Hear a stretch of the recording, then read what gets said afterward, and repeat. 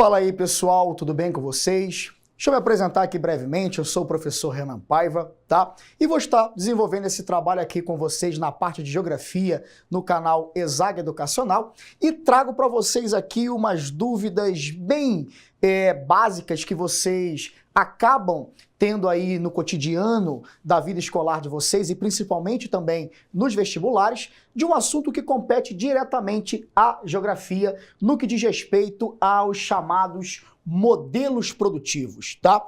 Diretamente quando você for trabalhar com os modelos produtivos, essa temática ela vai estar inserida dentro de uma gama de desenvolvimento tecnológico que a gente atribui a nomenclatura de revoluções industriais, tá? Até citando para vocês, quando nós falamos de revoluções industriais, nós temos 4 momentos, tá? Do qual grande parte do mundo hoje vivencia, desde o ano de 2010 até o atual momento, a 4ª fase ou a 4ª revolução industrial. E dentro desses adventos tecnológicos, e para que você observe a competência, a capacidade produtiva das indústrias, a gente precisa analisar, a gente precisa compreender a maneira que essas indústrias elas se organizam. Tá? E ao momento que você entende a organização das indústrias, essa organização ela não interfere somente na capacidade de produção, mas ela interfere também nas condições sociais e se você for ainda ampliar ainda mais essa discussão, você envolve até as questões que tendem a ter capacidade de infraestrutura ou até então compreensão da dinâmica urbana das diferentes cidades que nós temos, tá? Mas nesse primeiro momento, o que eu quero trazer aqui para vocês de novidade e de entendimento para te ajudar nas suas provas e nos seus vestibulares? Galera, é compreender os 3 tipos de modelos produtivos que nós temos, tá? O primeiro que eu discuto aqui com vocês é um modelo que definitivamente, quando você busca detalhamentos sobre ele, você não vai entender nada relacionado à organização industrial, nada relacionado à condição de vida do trabalhador, tá? Você não tem nenhum detalhe referente a isso. Na verdade, o que você tem nesse primeiro modelo, que é o chamado manchesterianismo, que ele vai ser ali adotado ao momento da primeira Revolução Industrial, que compreende ali o período de 1760 até 1850, esse termo faz alusão às clássicas indústrias que surgem prioritariamente no centro de Londres, né, ao entorno de Londres, essencialmente na cidade de Manchester. E qual é o grande detalhe? O manchesterianismo, pessoal, ele é marcado por uma ausência de organização industrial. Porém, o que vai chamar muito a atenção desse modelo, do qual até alguns teóricos muito importantes dentro da historiografia, nós temos Engels na escrita, né, no seu livro, aonde ele vai demandar uma leitura, uma observação sobre o mundo do trabalho naquele momento. Nós teremos prioritariamente Marx na leitura e na compreensão do Capital, tá? E você tem também Eric Hobsbawm, especialmente no seu livro A Era das Revoluções, onde ele demonstra muito bem os efeitos do manchesterianismo nas sociedades. E o que vai chamar a atenção aqui, pessoal? O manchesterianismo, ele é marcado por uma total insalubridade, tá? O que significa isso, pessoal?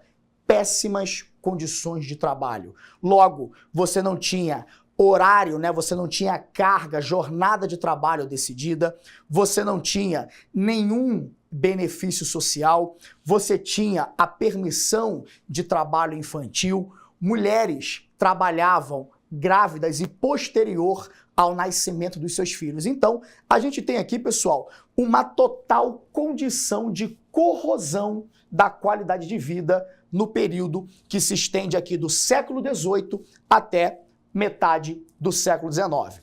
Até uma maneira de você anular essa condição de vida e trazer até de fato uma melhor produtividade e enxergar o trabalhador como mercado consumidor, durante a segunda Revolução Industrial, que compreende o período de 1850 até o finalzinho da Segunda Guerra Mundial, o ano de 1945, nós teremos aqui um dos modelos produtivos que mais caem para vocês em prova, tá? Que seria ali o chamado modelo taylorista e, ao mesmo tempo, o modelo fordista, tá?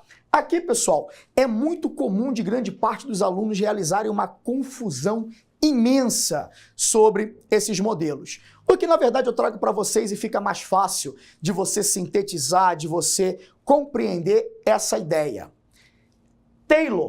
Frederick Taylor, é o cara que pensa, é o cara que vai gerar, é o cara que vai pensar de fato a organização das empresas para que você tenha uma melhor eficiência da produção. E essa melhor eficiência da produção ela precisa ser realizada em um curto período de tempo. Logo, o trabalhador ele precisa ser especializado. O que significa isso?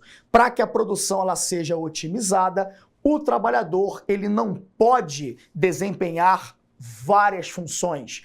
Ele necessita realizar sempre uma função específica. Por quê? Quanto mais ele se especializa na sua função, mais rápido ele irá realizar essa tarefa.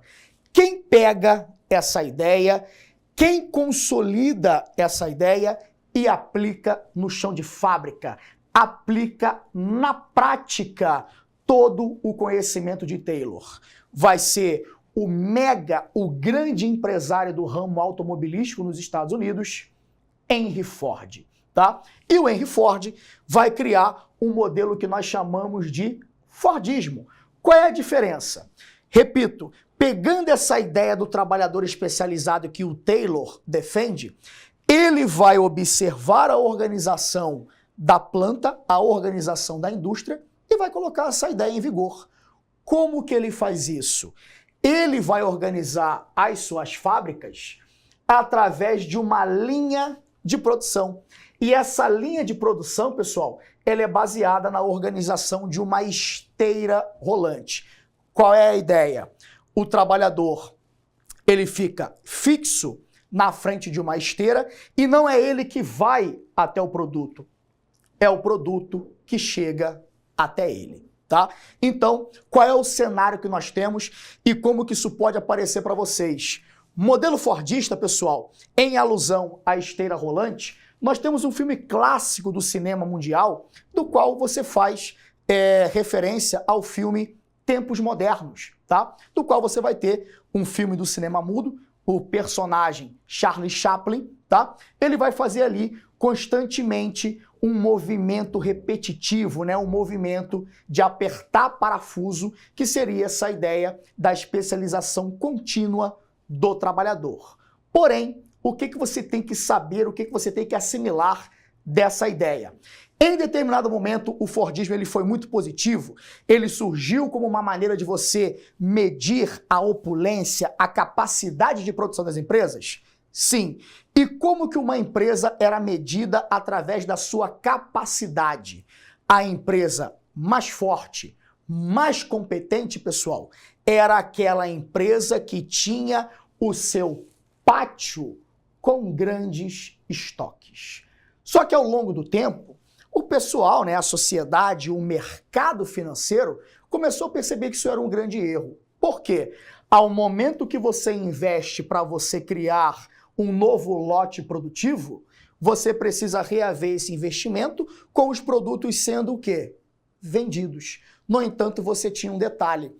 Essa eficiência para você construir grandes estoques era através de produtos extremamente padronizados. A exemplo, uma clássica frase de Henry Ford. Ele falava: não há nada mais eficiente do que um Ford preto.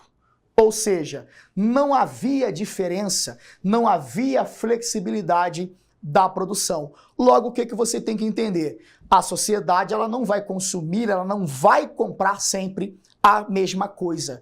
E logo, se você só produz e não observa a escala de consumo, haverá um momento que, infelizmente, essa produção ela não vai se sustentar, ela vai manter. E qual é o grande cenário que nós vemos como fracasso do modelo fordista de produção. É o momento que nós falamos da grande crise de 1929, ou você pode chamar também de quebra da Bolsa de Nova York, que é marcada, pessoal, nitidamente por uma crise de superprodução. Ou seja, o sistema fordista vai estar gerando uma das maiores crises que o capitalismo já vivenciou. E óbvio que para a gente conseguir sair dessa crise, ainda mais observando o mercado americano, o mercado europeu da época, você teve ali todo um malabarismo para que esses efeitos pudessem ser contornados. E como que eles serão contornados? Aonde é que você vai ter a melhor efetividade hoje da produção ocorrendo no mundo? Essa produção, você tem duas escolas que defendem a capacidade de você garantir um trabalhador polivalente, de você ter um trabalhador que você consiga almejar nele a produtividade. Em até alguns casos, provocando ali, promovendo até uma certa autonomia desse trabalhador. Eu estou me referindo ao terceiro modelo produtivo que a gente precisa comentar, que são os modelos conhecidos como toyotismo. Esse aqui vem de uma empresa clássica do mercado japonês, Toyota, e uma que vem do cenário europeu de uma empresa sueca, tá? Estamos falando da empresa também do setor automobilístico, Volvo, da qual você tem um sistema volvista, tá? O que chama a atenção nesses dois modelos, escola japonesa e escola europeia? Repito, você traz uma ideia de uma produção extremamente flexível. Então, logo, quando você faz uma comparação dessa produção flexível em relação à produção do Fordismo, você trabalha com uma ideia de produtos diferenciados. E além de você ter produtos diferenciados, você tem uma leitura constante do mercado. Exemplo, eu produzo de acordo conforme eu tenho o quê? O consumo. É você respeitar uma regra básica de mercado que se chama oferta e demanda ou oferta e procura, tá? Logo, o que você vai ter aqui? Você tem uma das expressões mais clássicas para defender a ideia do toyotismo. Você vai ter a ideia do chamado just in time, ou seja, eu produzo de acordo com a minha necessidade, tá?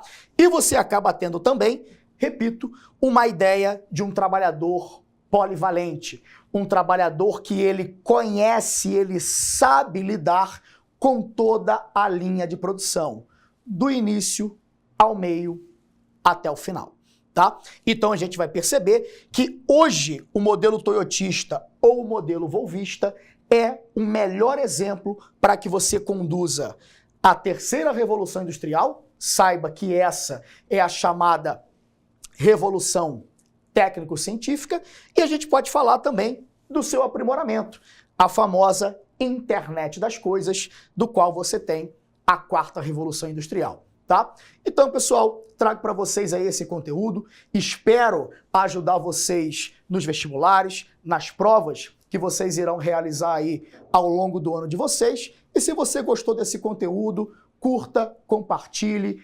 faça ele, coloque ele nas suas redes sociais, compartilhe com os seus amigos, para que a gente possa ter aí a divulgação do nosso canal e também você possa também estar ajudando outras pessoas. Então, valeu pessoal, até a próxima, um grande abraço.